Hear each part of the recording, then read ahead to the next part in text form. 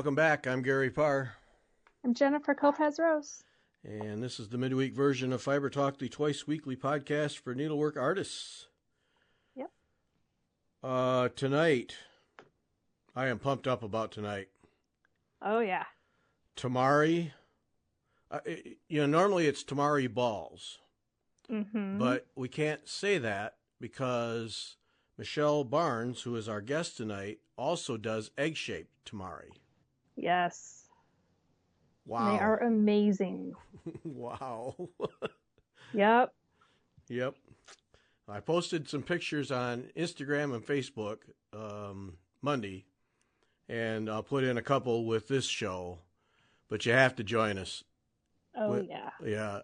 Jenifer was at her house. What do you guys gather once a month for Temari class or lessons? Yeah, or usually once a month. was it a Yep. group of 5 or 6 or what? It depends. I know that I think there's at least 10 in our that could potentially come. Oh, okay. But, during COVID time, a lot of people are choosing not to. And, and some people have to work now on Saturday where they didn't before, Yeah. So. Life. Yeah. Yeah, Yeah. But anyway, Jenifer was, they had their gathering this past Saturday, and then after everybody left, then we were going to do some testing for tonight. And when she started holla, what was it, Joanne, her friend Joanne? Oh, jeez. I think that's her name. Anyway, between the two of them, they started hauling out all of her Temari stuff. Holy smokes. I know my jaw was on the floor. I know it was. Yeah. Unbelievable. And, so much variety, so many colors, so many sparkles. Oh, yeah. Oh, geez, that was so cool to watch. I can't wait for tonight just to see more. I know. She likes to put some bling on hers, which is awesome. Yep. Makes them extra fancy. Yep. Yeah, beads and what she had, just straight pins that had little crystal things on the ends. And yeah. It's like, oh, it's just a straight pin. Look. And you're like, oh, my gosh. Yep. Unbelievable stuff. So that's tonight. Just going to be a full hour of Temari. And if you want to see beautiful Temari, round and egg-shaped, you will not be disappointed tonight. We're just, as I said to her, let's just get all the stuff out and blow people's minds because...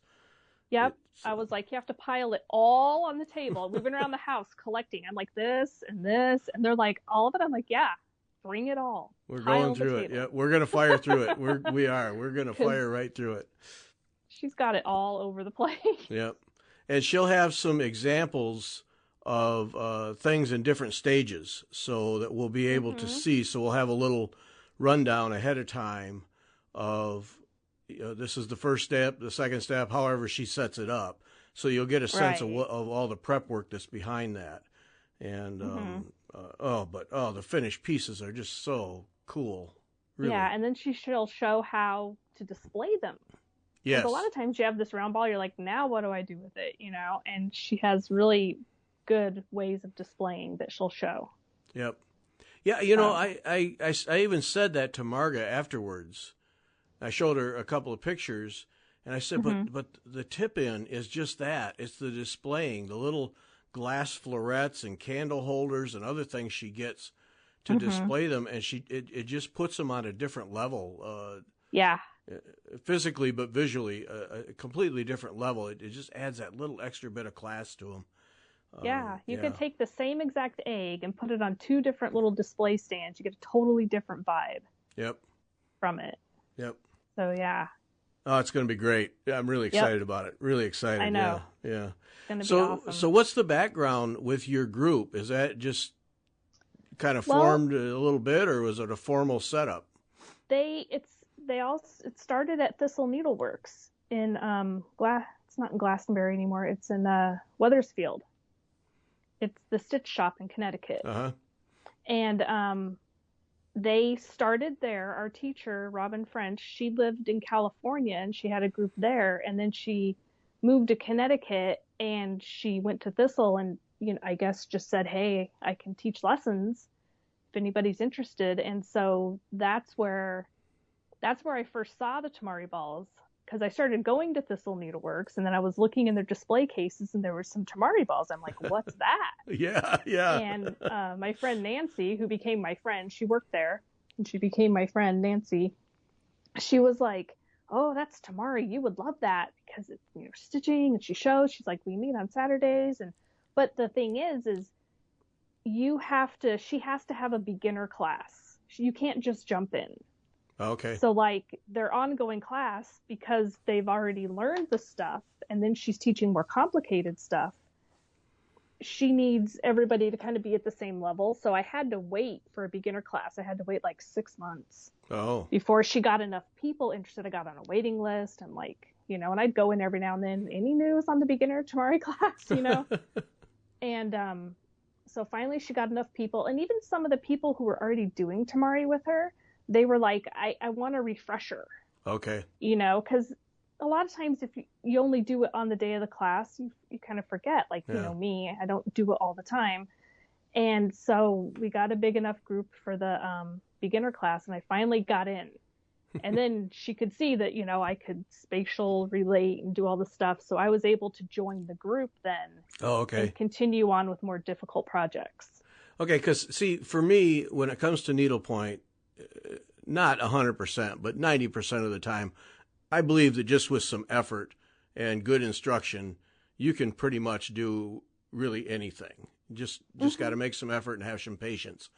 But it's always been my impression that Temari is one of those where that does not apply, that you really need to have some kind of a beginner level entry project just to get, because there's so many steps to it. So I am right then that you really need that. Yeah.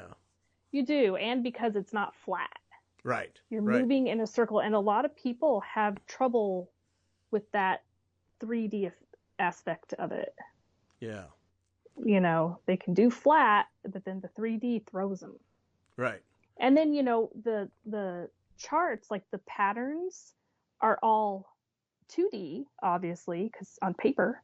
And you have to be able to take that 2D and visualize it and kind of wrap it around the ball, you know? Because, it's like you have to, I think you described one other time where you lay down a pretty thick layer of just heavy yarn or whatever. Yarn and thread. And you start with yarn or something in the middle and then thread. And so you build that up, but then the ball itself, then it becomes a geometry lesson where your circumference and then different things, because that's how you determine where the threads go. So there's some kind of you have to lay down guidelines. Okay. And you have to divide the ball. What they use are strips of paper, like that quilling paper. That's what we use is quilling paper. And so you don't have to, most of the time you don't have to measure. Now sometimes you do, but if it's basic stuff, you don't have to measure, and you just use the piece of paper as your thing, and you wrap it around, and you have your beginning and end, and then you divide the paper into halves, quarters, eighths, you know, and you go on like that. And you use the paper as your measuring device. I see. Okay. Yeah, to put your guidelines down. Because if your guidelines aren't on good, everything else is going to be wonky, and it's just downhill from there. I mean, your guidelines are really key. So. It becomes kindergarten art project time. Yeah, the guidelines are key for sure. So is it the kind of thing like so you took the beginner class?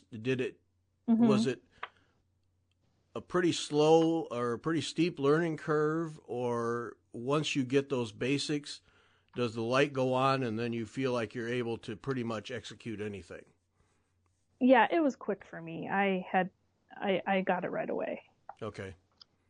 But I'm good at that kind of thing. Yeah. You know.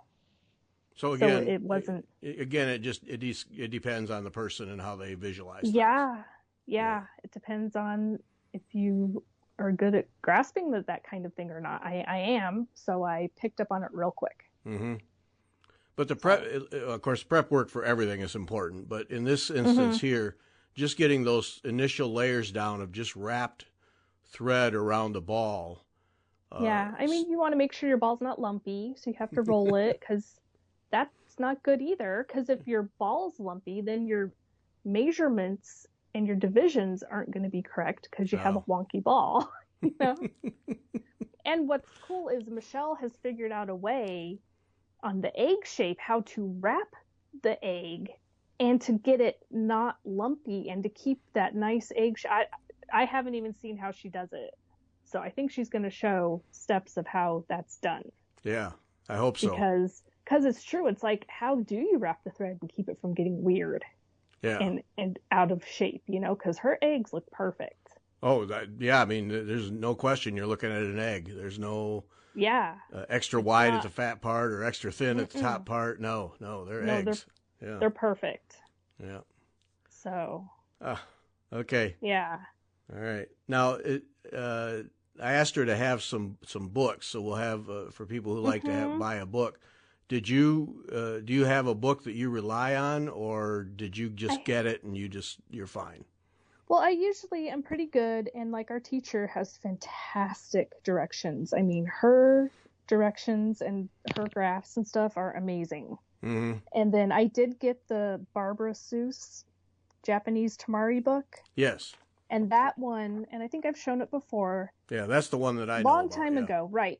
That one has really, like, if you can follow directions out of a book and you're really good at that, you can use this book to get started. Okay. But, you know, you've got to be able to really follow directions on your own. Yeah. And this book can definitely get you there. Like, I've referred back and I've been like, how do I do that again? And I get out the book and I'm like, oh, yes, okay. And she has a website. Oh, what was that website? I think it's JapaneseTemari.com. Let me look it up. Okay. Now, while you're looking that up, when you're doing the prep work, just wrapping the ball, that seems like prop your feet up, turn on a good movie, and just sit there and... Oh, yeah. Yeah, okay. It's pretty easy. Yeah, JapaneseTemari.com is the Barbara B. Seuss website. And she has her books there. It has a lot of, even has a how-to section and, you know, how to start, how to end. It's got a glossary of terms and stuff. Okay. And yeah. All right. I just discovered that this last weekend. Okay. So JapaneseTemari.com and Barbara Seuss in the book by her is the one to get. Okay. Right. Yeah. And it's got her books right there. Books by Barb. It shows her books. I have one. It looks like I could maybe get some more. Look at felt pin cushions. Uh-oh. Okay. Anyway, sorry. Squirrel. I got distracted. Yep. So that's tonight, 8 o'clock Eastern on the YouTube channel. Michelle Barnes will just flood our minds with Temari of all kinds. And we're just going to have a parade of stuff. That should be really great. Looking forward to it. And see that, but that interests me. The reason I asked about, the prep work, so it has that kind of meditative portion to it. And then you get into the I have to think about it portion. So yeah, and some of it isn't, like, if you're doing something kind of more simple, there are some patterns that are just kind of, once you have your base going, you just go and you don't really have to think after that. Yeah. You just stitch. And the Temari really can suck up a lot of stash too, right? Yeah, you use a lot of we use mostly Pearl 5 and Krynic, but you can use other stuff. I mean, if you follow other, like I follow the hashtag Temari Ball on Instagram, and there's tons of Temari that's done in all sorts of different cotton and silk, and you don't have to use Pearl 5 and Krynic. Yeah. You can use other things, but that's what we use. It's readily available. It's pretty and sparkly, We like pretty and sparkly. Yep. Well, yeah, and we're gonna see that stuff tonight. Oh boy, her stuff. And that goes the extra level of pretty and sparkly. It's so frustrating because when we were looking at the stuff, I could tell. I mean, the sparkle she'd put in, so many of them came through, and then I just knew that if you were there was so much more to see. Yeah. Yeah. Oh yeah, it sparkled really well on camera, but it sparkles so much more in real life. Yep. And you're just like, wow, look at that. Yep. All right, so that's tonight, 8:00. Join us. Tell your friends. Bring your whatever, and it's going to be fun. Yep. Then Friday. Yes. Friday now is World Cross Stitch Day. Yay. And as we did with World Embroidery Day, we're going to do the same kind of thing with World Cross Stitch Day. So we have designers in half-hour segments, and then we build in some time for Jenifer, Beth, and I to have nature breaks and get something to drink, so that the 3 hours doesn't become a whatever. Yes. So we're going to have. Right now on the list, Michelle May from the Raspberry Rabbits, Cindy Young, Luhu Stitches, Angel Guillory, The Elegant Thread, Linda Stoltz, Erica Michaels Designs, and Diane Grick from Silver Creek Samplers are going to join us. Sassy Jacks Stitchery is sponsoring this. I don't know what they're going to show. They're going to show new stuff they're excited about. We asked them to be stitching along with us, and so we'll just let it go. But it'll be 3 hours. From 2 to 5 Eastern Time, 3 hours like we did with the World Embroidery Day, talking with designers and just talking about needlework. And all three of us are going to be set up and stitching. So set up your stitching, get your pen and paper out and your favorite beverage, and just spend the afternoon with us. Yep. Yeah, I got a lot of stitching done last time. I know. Yeah. I got crazy. Well, zero it's hard done. to cut in sometimes, you know. Yeah. It's like. So I was like, well, I'm listening and I'm watching, and so. Yeah, I know. You won the day. You won the day because I was just. Yeah, when you held up what you'd done, it's like, oh man, Jenifer, come on. Yeah. Yep. Working on the take wing, you know. You got it. Yep. So, I'm determined to get some stitching in this time. Determined. Yeah. Right. Yep. Because you're working on the Sarah Parr. I am, and actually I've been, I missed a couple of days, but I've gotten at least 45 minutes in, if not an hour each day here in the last week. So I'm cooking right along. Yeah, that's good. I was off for so long that it took me a couple of sessions just to kind of get a rhythm back and to start to get proficient at it. It's, you just get rusty. And I mean, it was several weeks where I couldn't stitch because of all my whatevers. And boy, it just took me, oh, that's right. You got to do this and get my chart out and mark my chart. And it took me a minute, but last night I stitched for an hour and wow, I got a lot done. Yeah, because my new favorite British word is faffing. Or foffing. What the heck is that?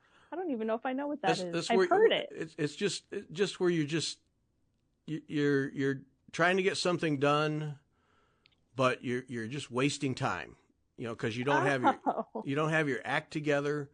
You don't have all the pieces, so you're monkeying around trying to find what you need, and it's like get on with it. And Natalie Dupuy used it. The queen of class used it. And it must be an okay word to use, but foffing or faffing. Goodness. I think it's Faffing, but because I learned it from a couple of cyclists, British cyclists that I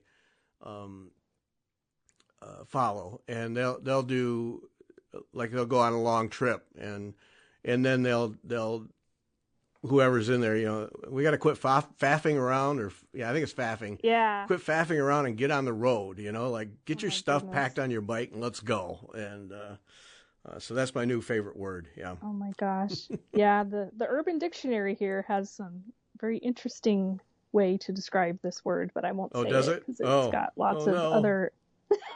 But no, the British slang isn't just, messing around. Okay. So that's legit then. Yeah. You got to be careful with some of those British words because Or 'Cause English words to the Brits are, the bad words for us, yeah. Right. So you got to be careful.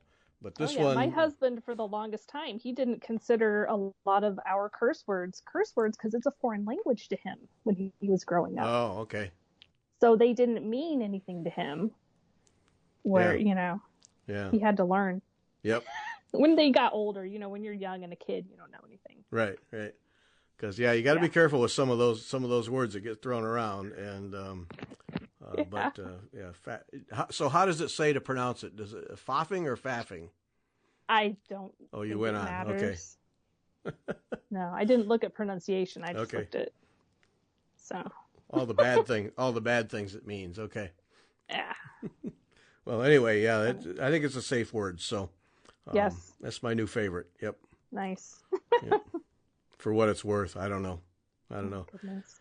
So also coming up now, 1st of September, Jenifer, Beth, and I will be in Chicago for the EGA seminar. Magnificent Stitch? Yes. Gosh, that's coming up. I know. I looked at the calendar. Oh man, it's right here.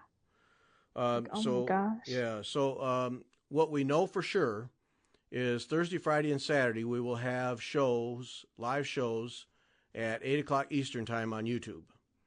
And then also, we know all these things for sure. Then we're going to do interviews and tours of the exhibit and whatever else is there to really try and bring you this seminar as much as possible throughout the 3 full days that we're there, and help you kind of experience it, even though you can't be there, at least get a experience and a sense of what it is. And then if you have an opportunity, you'll at least have a clue to what's going on. Plus, you just get to enjoy some good stitching and talking with stitchers, and that'll be fun. So, yeah, we're looking forward to that. Going to be a lot of fun. Mm-hmm. Yes, I know. Getting closer. Yep. Oh, this COVID thing, I tell you, I had a moment the other day where if they have to turn this thing off, but they've got a system. They've got a system, stripes on your badge that says just how much you are willing to interact, and I think it's brilliant. Mm-hmm. I saw that was really good. Yeah, I'm a green. Yep. No, because was it green is you're fine. You can shake hands, hug, whatever. And I will accept hugs and high fives. Yellow is you can come close, but let's not touch, and red is stay away. Yeah. So I think I thought that was really good. I assume that everyone will be wearing masks. I know for the most part I'm going to wear a mask. I don't know. It depends on the rule in Chicago whether you have to inside or not. Yeah, and I don't know what that is. I don't live there anymore, so.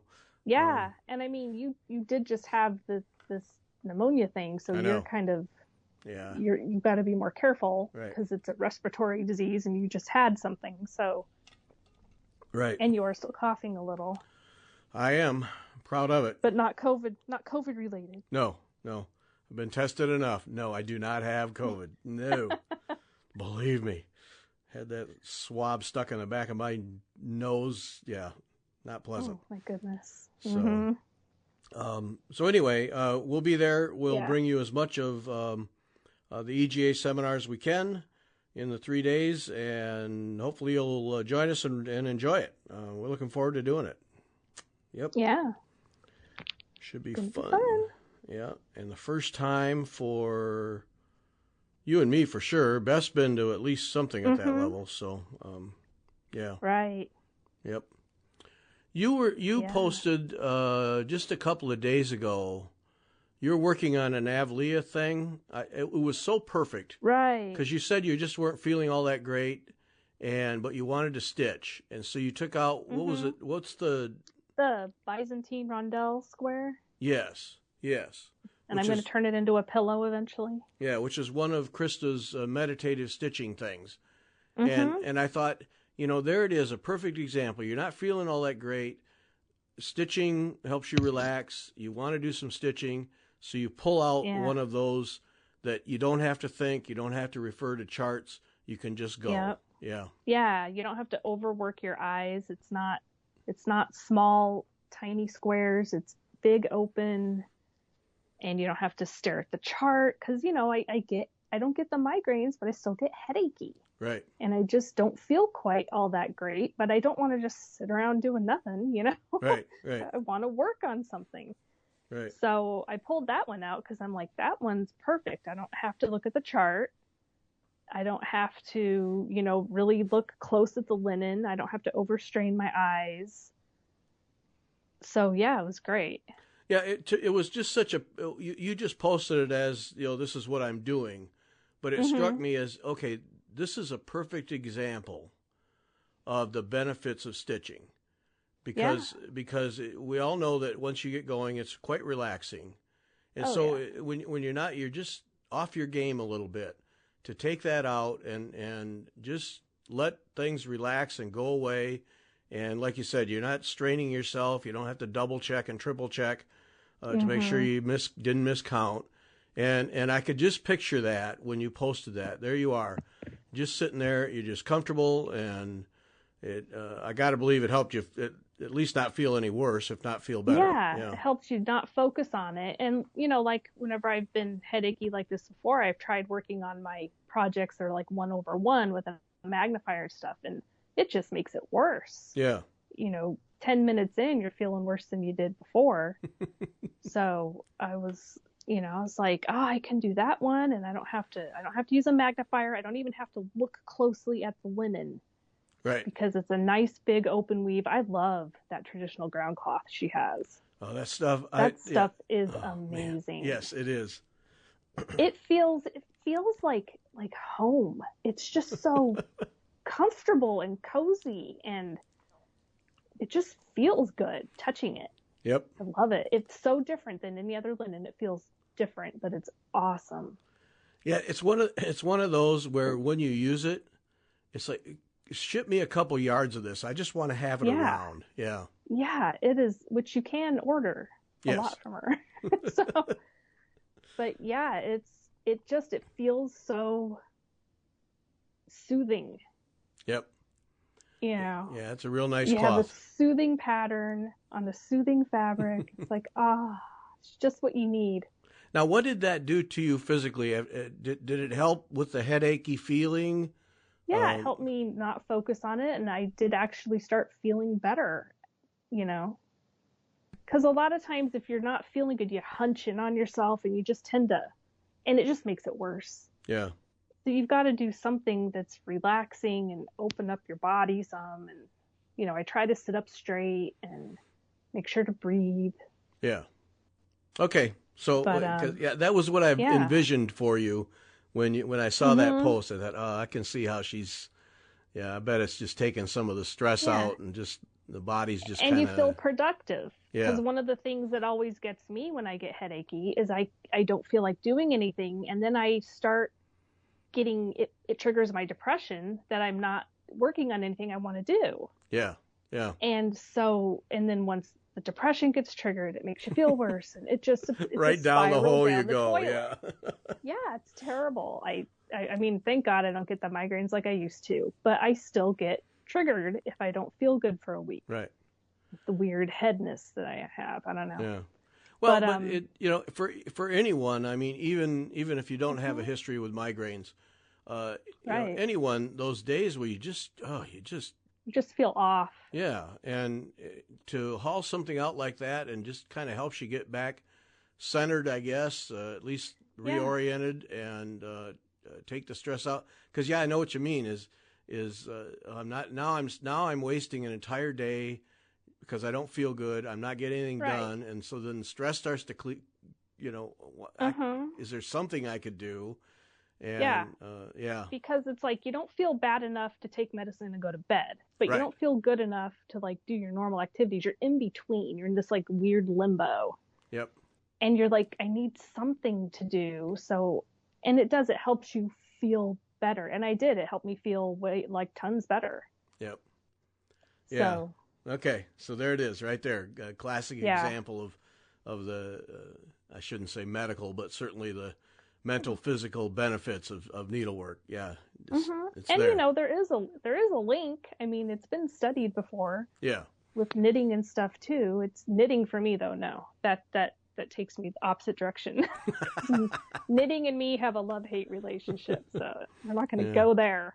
Well, I wouldn't do it anyway, but well, and that's why we did that meditative series. And Krista has, if you go to Avalia Mediterranean, avalia.life, she has a little M. She has the letter M next to her meditative stitching charts, and those are the ones like this Byzantine circles, right?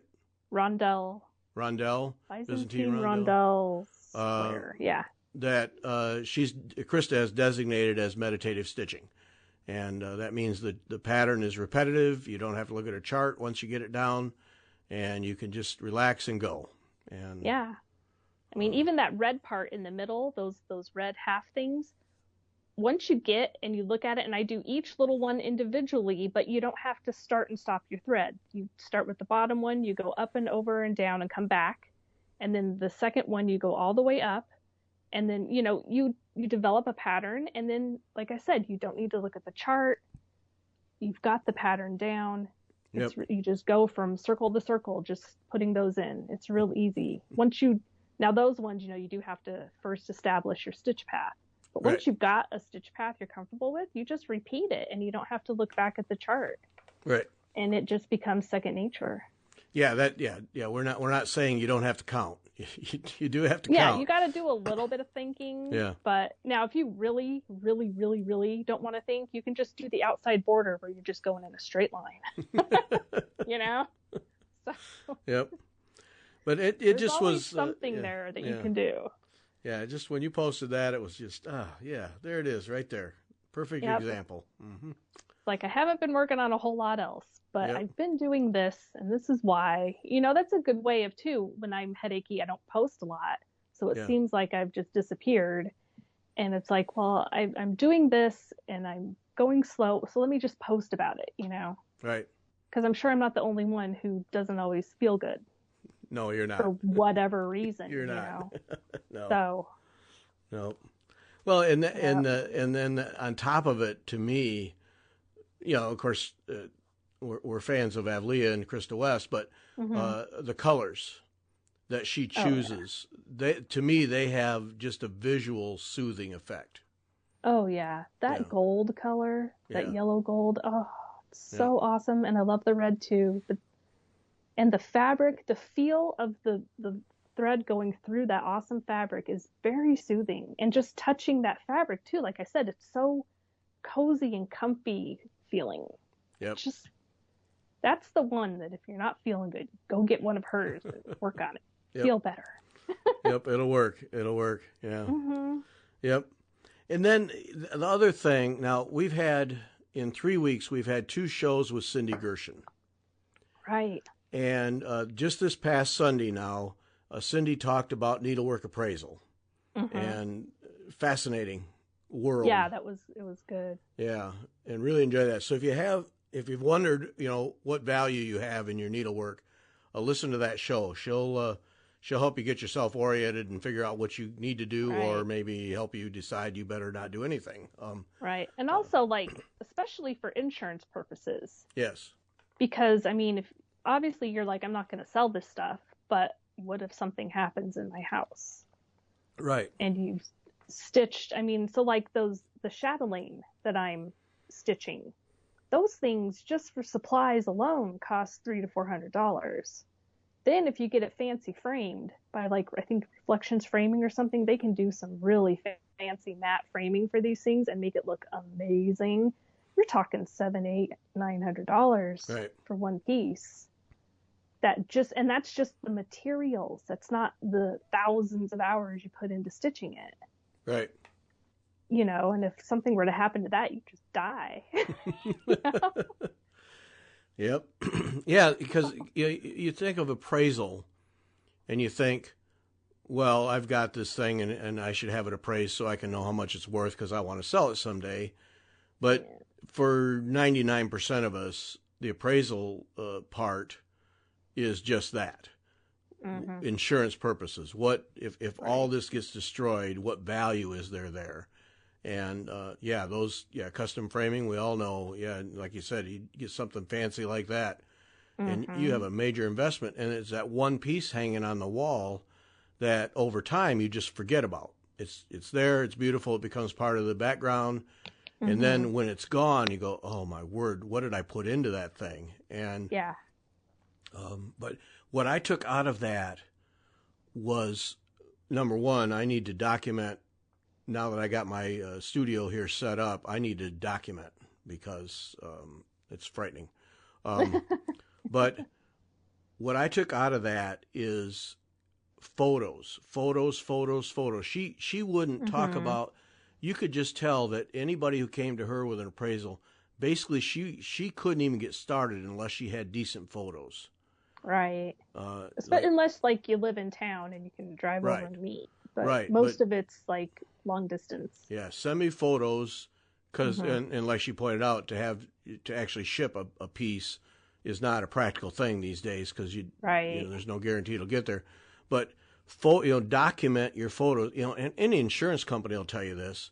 If you want to truly insure what's in your house, photos of everything in the room, and then receipts. And that was the other thing. We'll go and spend money on Needlework stuff, and I wonder how many will come home and proudly walk up to their spouse and say, "Hey, I bought all this stuff. Look what I spent." Hell no. I don't think so. It's like you don't even let them just hide the bag. I used to buy. I read a lot, and I used to go to Barnes and Noble and I buy books. I mean, I've bought like every book in the world. But I used to either hide it in my car or take it out of the bag and sneak it in the house so he didn't know I bought another book. I mean, that's bad. That's a problem. That is a problem, yes. And I have been known to do that with needlework and stuff too. Yeah, that is a problem, Jenifer. It's like, I didn't buy anything. I don't know what are you talking about? Yep. Huh? Yep. That's always been there. But yeah. Yeah, okay. I mean, yeah, he just shakes his head. Yeah. Oh, yeah. I mean, I just tell him, be glad I'm not into shoes or bags. There we go. Just saying. Yep. But it's quite the contrary. Save those receipts. Document, because I just heard the thread throughout that whole thing. Document everything. Yeah, and especially the photos with the timestamp so that if there is a disaster in your home, you can prove that you had the item before the disaster occurred. Yep. Because we all know that if there's a disaster, whether it's just your house or a wildfire out west where insurance companies are going to do everything they can to not have to spend any money. Oh, of course. I mean that's we've all experienced that. We all know that. And the only way that you get them to pony up the money is with evidence. And with proof. Document it. I mean, I'm just thinking about like my quilting rulers. Do you know how much quilting rulers cost? They're expensive. And I have a closet chock full. Thousands of dollars of quilting rulers in my closet that I should be taking pictures of every one. Well, see, that's exactly it's exactly the point. And then you put them in a file that's not, off your phone and stuff. You put them in a file and maybe put them on a disk or a flash drive or somewhere. You have a file of all that stuff. Especially expensive because, it's like, oh, it's just a quilting ruler. Yeah, every quilting ruler's $15 to $40 or more. It's a lot of money. Yep. Well, and that's the thing. We have the tool in our hand. We use it every day, every hour, our phone. Get a receipt, take a photo of the receipt, and store it away. You don't have to sit there and write a bunch of stuff down and fill in forms. Because that's not going to happen. No, of course not. But take a photo of the receipt, put it in a folder with a date on it. It'll help. If nothing else, it'll help you remember what went on that day. And but you talk about those quilting rulers. That's the thing. To me, those are the hidden expenses that we forget about. Oh yeah. You just complete because you remember that really expensive piece of linen or 50 skeins of silk that you bought. Those things you remember, but all the tools, scissors, laying tools. All those things that you buy, that just become part of the normal day. And if you sit down and add up what you spend on them, it's a lot of money. Well, like those wooden hoops. Those wooden hoops are expensive. Right. The nice wooden hoops, especially if you get like a square one, a shaped one. Yeah. Those... Hoop stands, frames. I mean, a lot of these little balsam wood needlepoint frames are inexpensive, but if you get the nice ones, yep, those are pricey. Yeah, as I look over at my little stack, I know. Yeah. I mean, my spinning wheel is like $700. Right. To replace that, Yep. But that's what I took out of that discussion. Yeah, it was interesting to hear what goes into the appraisal process and so on and so forth. Mm-hmm. They're not just making it up. No, and I'm unlikely to be one who buys an antique sampler. Just probably not going to be. Neither.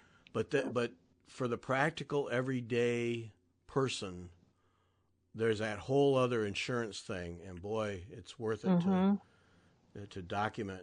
Well, now for instance now I'm looking the other way at all of my needlepoint things that are on adjuster frames. Right. Now, those are just chunks of wood. But stop and think how much I've spent on adjuster frame sets. Exactly. Okay, now we're talking some significant money for just wood. And what's in a fire? Yeah, that's history. Yeah. But there's another example. So and those are the things you just forget about. They just. Yeah, because most of the time it's a one-time purchase. You think about the constant purchasing of the linen, charts, the fibers. Yeah. Yep. Oh yeah, charts. That's right. Now you mentioned that, and I've got a couple file boxes full of charts. And then if you have painted needlepoint canvas, I mean, those things are expensive. Yep. Yeah. How many pictures have we seen of women who have closets with hangers full of them? Yeah. Oh my goodness. Yeah. Okay, you better have a picture of those because... For sure. And a lot of those not available anymore. Oh, yeah. Yep. Irreplaceable, but you better have a picture with the price tag on it. Mm-hmm. Or a picture with the receipt accompanying it. Because, you can go into take a picture and then take a picture of the receipt, and you can put them into one photo. Yep. In layout. Like that what you would use for Instagram to make a collage. And that way your picture and your receipt are on one document. Yep. Virtual document. Yep. That you save in a folder somewhere. It's like I bought this really expensive needlepoint painted canvas and it cost me this many thousands of dollars. Yep. Yeah. I mean, that's what it feels like to me, but Right. Well, but all of that. And so that, to me, that was for 95% of us, that was the lesson that came out of that discussion Sunday, was that very thing. And then I said it, and I will admit I do not practice it. Oh, I know. Me neither. I'm talking about backups. Oh. Now, Marg and I I have two machines and she has one. They all have backup drives on them. Terabyte backup drives. So everything is backed up. So if something goes wrong with the machine, we can pull from the backup. Okay? Well, and that's like your whole work too. Right. That's the magazines, everything. That's not just your personal stuff. That's your work. And now, and I'm going to say this, and I'm determined this week I'm going to set it up. That's not a backup. That's a backup if something goes wrong with your machine and you need to get the files. That's the extent of it. A true backup, if your house burns down, a true backup, a good one, is off-site. Right. And I keep threatening to set up an off-site backup system, and I just keep shoving it aside, and I really need to set it up because what we have in our machines, if we lose it, we're dead meat. Right. So you can do something like cloud storage, right? Oh, yeah. Now, like I have, for instance, all of the Fiber Talk files, they're on a cloud, they're in a cloud system. Because I have Apple, I use Apple for my laptop. So everything, all of my stuff's in the cloud. Right. And I do that, but we still have an awful lot of stuff on our machines, particularly magazine stuff, that is not. Now, we have a backup in that there are other people in the company who, like our artists, who work on things who have the layout and design files, but the Right. raw copy files and those kinds of things, they exist in mine and Marga's machines, and they're not backed up off-site. And I got to set up, I got to make a note, and I got to force myself, because to me it's just hassle. But I got to set up an off-site thing. And so if you don't have an off-site backup, you don't have a backup. And that goes for your phone. It goes for your laptop, your tablet. And you're right. I mean, Apple makes it very easy through iCloud to back up, like to have your phone. But you have to make sure you have the stuff turned on to back up. Right. You know, and then like I pay the extra $1 a month for the extra backup. Right. So do I. Yeah. You know. Yep. So yes, like a phone and tablet, they're set up to automatically back up to Apple's iCloud system. So you don't have to worry about those. We know they're there. It's the laptops here that we use that are not backed up, and I gotta get that. And that's the thing is if you put everything on iCloud, I'm sure that for the Microsoft it's Teams. I think it's Microsoft Teams has the same kind of setup. It can be an automated thing, but you have to actually set it up. And you have to make sure you can go through and look and see what's being backed up and what isn't. Make sure you have the stuff backed up that you want backed up. Yeah. Yep. And you need to check every now and then to make sure it's working. It's worth it, you know, because there might be an update that switches things off, and so every now and then it's worth it to just go make sure that it is in fact backing up things. Well, I'll give you an example of that. My main work machine here, I guess it's been a couple of years ago now, I had to get a new one. And I got a new one, and of course you just transfer everything over. It just all comes over. You know, there's no discs or anything. It just transfers over wirelessly, and your machine's set up and you're off and running. 6 months later, I checked on my backups. It had not backed up a thing. Oh, no. Well, because it moved all my data over to my machine, but it did not set up the backup drive to the cloud to back it up. And so I had been going 6 months thinking I was all safe and hunky-dory. Dear. And I wasn't. And, yeah. And so, this stuff can be so confusing too. Right. It's just like. Right. Yep. So that, that was another thing that came out of that. Because all the while we were talking with Cindy, what was in my mind is all the people who are having to leave their homes because of the wildfires. Number one, but then hurricane season is coming, and so then all those people, and it's you should have it backed up, but then also to me there's a mental comfort. If I have to leave my house and don't know if it'll be there when I get back, all of the stuff that I have, family photos, whatever, to know that it's safe on some server somewhere else in the country. Right. There's okay. At least I don't have to worry about all that stuff. I can't even imagine having to just abandon my house and know that when I come back, God. The people that I feel so bad for them. But it's the scariest thing ever. Yeah, but it's those little things that at least I have that. That's going to be intact somehow. You can always replace the machine, but you can't replace the data. So yeah. So those backup drives are sitting on my desk right now.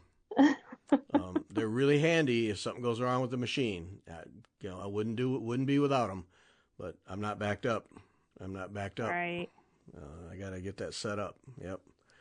And if you wonder what to use, and I'm going into things I have not researched. If you wonder what to use for an off-site backup, and who else but Mary Corbett, probably a couple of years ago, just go to her site and just put in backup drive. Oh, and really? she did a whole thing on a service that she uses. and I can't remember the name of it. It's the service I'm going to use, but it's a whole thing. And part of the service you can pay for, a feature, is that they will send you a hard drive. So say your machine dies and you lose everything. They will send you a hard drive so you can plug it into your new machine and copy. And then download it all? Yep. And then you just send them back the drive at no cost because it's built into the whatever level you choose. Right. Yeah. The cost is built into the service. Right. So check that out at Mary Corbett's site. Yeah, and it's an excellent service. I've researched. I've been at the doorstep of executing this numerous times. So I've researched it, and the one that she recommends is apparently very good and highly regarded. I just don't remember the name of it. But go look that up. Just put backup drive in over at needleandthread.com, and she has a whole article about it. Because and the reason she did it is because she had it set up, I think, because her brother made her, harped on her. I believe that's the story. But then her machine died, and by golly, she had to have that hard drive sent, and she plugged it in, and she was back up in business.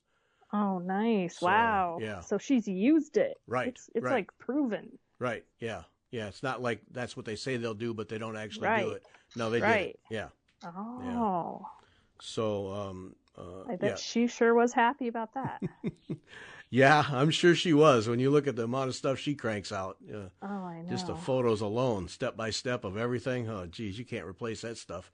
Yeah, but that's the thing. So for a lot of people, their tablet or whatever is email, texting, and surfing the internet. Okay, maybe not all that critical, but again, for me, take a step back and look at what's in your machine. It is a lot of that stuff that becomes important when it's gone. You don't think about now. It's like your quilting rulers. You don't think about them until they're gone. And so make sure that stuff is backed up somewhere. Make sure and there are several places like. If you use Norton antivirus, they'll give you a terabyte, I think it is, of free storage space. There's all kinds of places to store stuff that really don't cost you any money. People give it as part of whatever, but still, you want that full backup where it's copying your hard drive to another place and storing it all with all your programs and everything. Yeah. So. Yeah. Yeah. Yep. That was eye-opening. Yeah. Yep. And then it makes you have this little panicky feeling because you're like, oh my God. Yep. I'm not backed up. Yep. I don't have any proof. Yep. Well, and that's, now that we've talked about this again, I'm going to set this up this week. I'm going to get set up and I'm going to proudly announce that I did it. Because, I mean, for Margaret and me, between our three machines, we just have a lot of data, a lot of stuff. And, I have articles sitting in my machine right now that are backed up to a drive that's sitting underneath the machine that are articles for the next 2 or 3 or 4 issues. Oh, yeah. That's now, a lot of...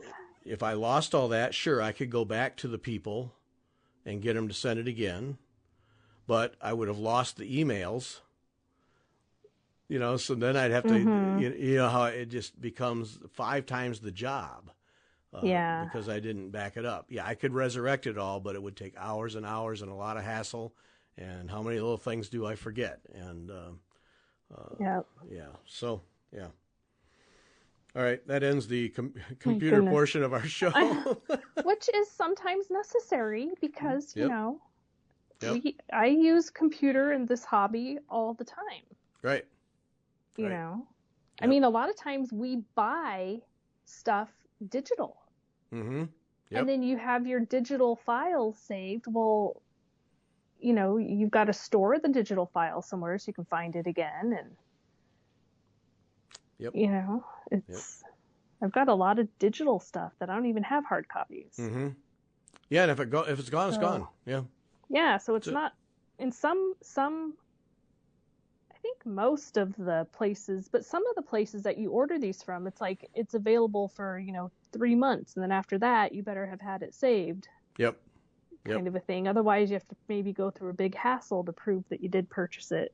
Yep. Yeah, and they'll tell you that. Yeah. Yeah, and it says it. It's like you can have access to this for the next 3 months, or some of them it's like forever. It just depends. You know.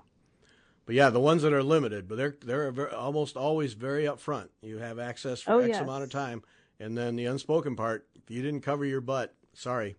We'll take your money again.